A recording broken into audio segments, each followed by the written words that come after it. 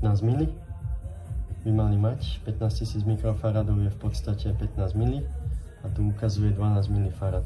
To je o 3 milifarady menej. To by sme mohli považovať už v podstate za zlý kondenzátor. A to sme merali ten, ktorý má čiapočku nie vydutú. Teraz sa zameriame na tento zdutý, naľavo, ktorý je v nejakom stave a jeho kapacita je nameraná na tomto multimetri Unidata UT181A, veľmi presný, iba 9,39 mili namiesto 15 mili, hej? Takže ten je úplne nevhodný. No a to vidíme, že je poškodený, musíme ich vymeniť, ideálne obidva. Že ideme hľadať vhodné kondenzátory pre zosilňovač Harman Kardon a uvidíme, ako to pôjde. No, takže v zásobách sa nám podarilo nájsť 10 000 mikrofaradový na 63 V, čo je zhoda s týmto. Napätie nám sedí a kapacita je o niečo nižšia. Musíme objednať, ale preveríme si aspoň, čo na to povie merací prístroj. Keď je kondenzátor nabitý, nemali by sme ho pripájať na merací prístroj, ale tento má funkciu vybíjania. Pokiaľ by sme to chceli rýchlejšie vybiť, stačí urobiť jednoduchú vec. Doskratujeme piny plus a minus na istú dobu alebo aj krátku. Keď nám to neurobilo iskru, sme šťastní. Teraz už je vybitý a nameraná hodnota nového kondenzátora je približne tá, ktorá je uvedená. Čiže 10 a tu je 9,3. To môžeme považovať za kondenzátor, ktorý je v poriadku, ale objednáme presne také isté ako treba, 2x15 mili. A potom pokračujeme. Výborne, dorazili nám nové kondenzátory Samha.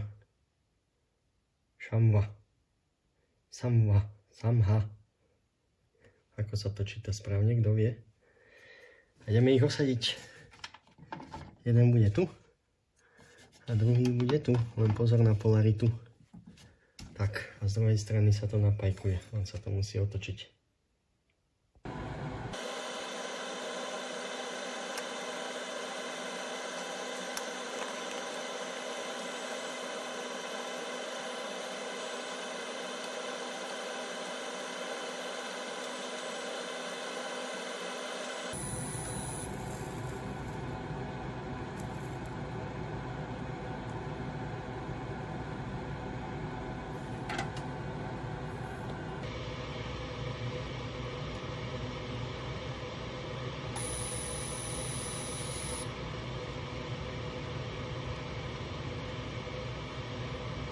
Aj tu.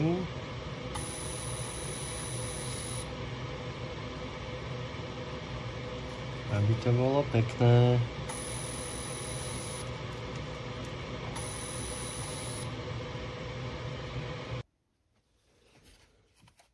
Kondenzátory prilepíme, aby nám mechanicky držali pri manipulácii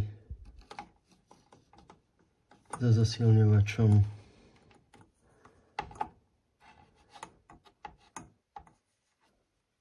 Tak, to stačí.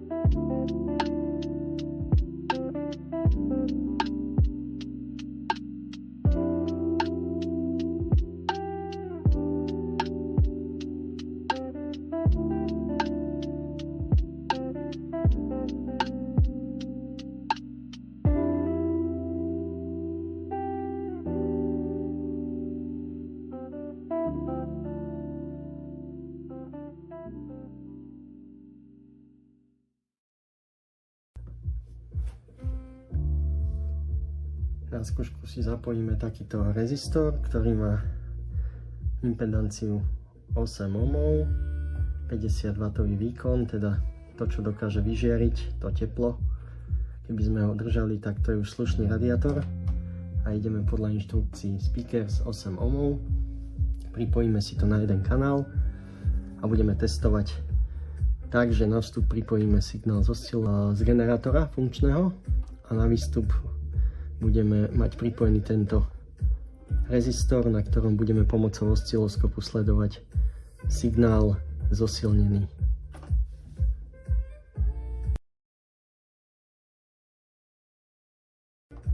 Urobíme to z jedného rozumného dôvodu, a to, aby sme nemuseli veľmi silno hrať hudbu. Tento rezistor, ako som hovoril, bude generovať teplo. Keď budeme pridávať hlasitosť, môže nám ostať vo vzduchu, aby sa lepšie chladil. Len tak voľne. Môžeme si to ukázať. Takto. V takejto polohe môže zostať. Čo nám zostáva pripojiť je teda na jeden z týchto audio vstupov postupne na ľavý kanál, potom na pravý a pôjdeme všetky vstupy. Tu je in pre video, potom je in pre video ďalšie, pre DVDčko, pôjdeme na nejakých 10 kHz, opäť sinusovka, harmonický signál, to máme všetko nachystané. Týmto jednoduchým zapojením výstupu, ešte bez utlmového článku však, lebo toto by nám plnilo 10 decibelov. To teraz nepotrebujeme. Môžeme vyhodiť. Impedančne by to mohlo byť prispôsobené, 75 ohmov na výstupe a jednotlivé vstupy tých zasilňovačov by nám nemali zaťažiť tento generátor. Samozrejme tá amplitúda nemusí byť taká vysoká, pôjdeme asi na nižšie úrovne. To si najprv odmeriame a potom to pustíme na vstup toho zasilňovaču.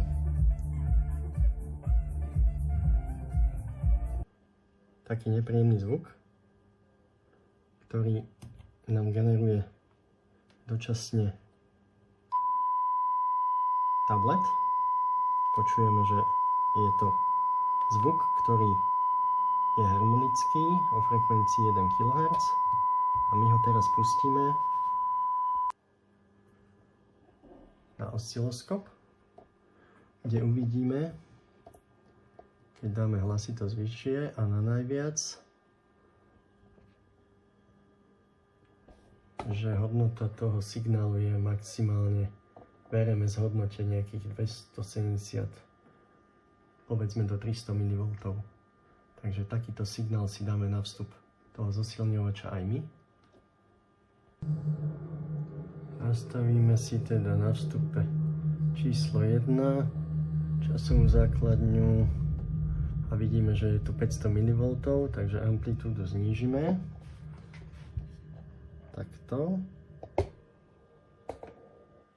Na príslušných, povedzme, tých 270 mV a toto privedieme momentálne takýmto jednoduchým zapojením z výstupu na vstup toho zosilňovača.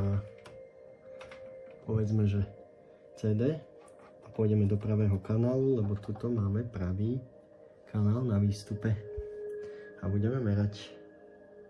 Takto pripravené zapojenie na meranie ideme otočiť zosilňovač, aby sme mohli pridávať hlasitosť.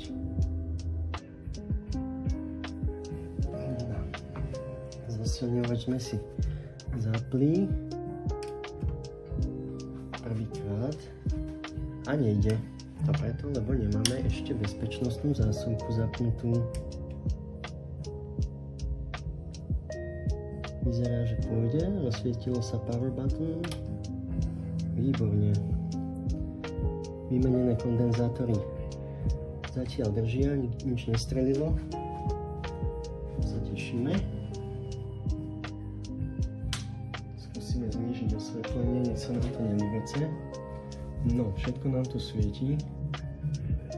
Teraz potrebujeme vstup z CDčka nastaviť. Ideme na source. tape, CD, výborne. Hlasitosť máme nejakú. Poďme na najmenšiu. Minus 70 decibelov a uvidíme, čo budeme mať na výstupe. Equalizer je nastavený. Balance. Ten by sme si ešte mohli dať do polohy iba toho jedného kanálu, aby sme nezaťažovali ten druhý, len nevieme, že takto doprava je pravý. Výborne, to je logické, že? Teraz by mal hrať iba ten jeden. Výborne, poďme sa pozrieť na výstup. Na výstupe to vyzerá asi takto. Keď budem krútiť koliečkom, tak zvyšujem hlasitosť, ktorá je nastavená na tomto modrom a veľmi pekne to funguje. To je hlasnejšie a toto je na úrovni toho, čo máme na vstupe, keď splýva so žltou, lebo to je vlastne vstupný signál a ten modrý je výstupný. Teraz je výstupný väčší, je zosilnený a to je dobré, funkcia zosilňovača funguje. Jeden kanál nám ide, vyskúšame ten ďalší. Prehodíme si teda vstupy, dáme tento pravý sem na ľavý a takisto budeme musieť aj prehodiť rezistor. Prehodili sme si už aj rezistor, máme ho v podstate na ľavej strane, front, ale je to vidieť až tam dole niekde, že je to left. A rovnako sme si prehodili aj balans na ľavú stranu a ideme znovu od tých minus 70 decibelov až vyššie a ako krútime, tak nám narastá modrá sinusovka alebo klesá. Druhý kanál je tiež v poriadku, zosilňovač funguje. Máme happy. Vyskúšali sme, či sa nám rezistor zahreje. Termokamerou vidíme teplotu jeho povrchovú 80,6 stupňa Celzia, takže je veľmi horúci, pretože bol zaťažený výkonom väčším ako sám znesie, 75 W. A to tak, že maximálne napätie vidíme 27 V. Pri takomto napätí a odpore 8 ohmov, pretekaním prúd okolo 3 A. No a keď si vynásobíme 3 A 25 len voltami, tak nám to vyjde viac ako tých 50 W, čo je 3x25, 75 W. Zaťažili sme ho samozrejme iba na chvíľu, ale vidíme, že pracuje správne zosilňovač, lebo rezistor nám horí a tým sme skončili. Všetko funguje.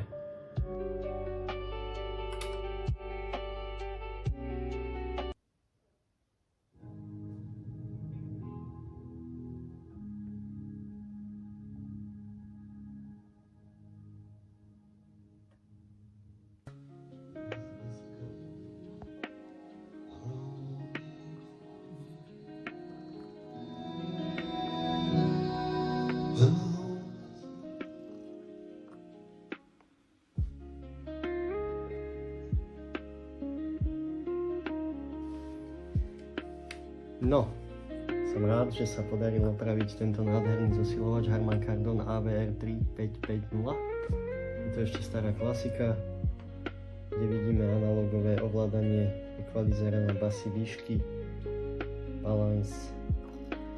Hlasitosť máme nekonečne otáčavý tzv. Counter, ktorý počíta impulzy, ale do detailov nechcem zachádzať. Zosilovač je plne funkčný.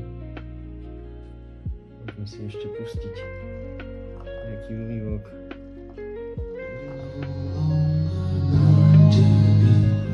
Nebudeme to siliť úplne nahlas, lebo sme zapojili reproduktory, ktoré nie sú veľmi vyhovujúce. Tento má trošku vyšší výkon. V každom prípade som rád, že som oživil takúto staršiu audio pomôcku pre fanatikov, ako som ja, ktorí milujú audio, zosilňovače. Takže sa teším a nech vpadne na úžitok tomu človeku, ktorý mi to doniesol. Užívaj. Ahojte. Vidíme sa na budúce. Vypíname svetla. Čaute.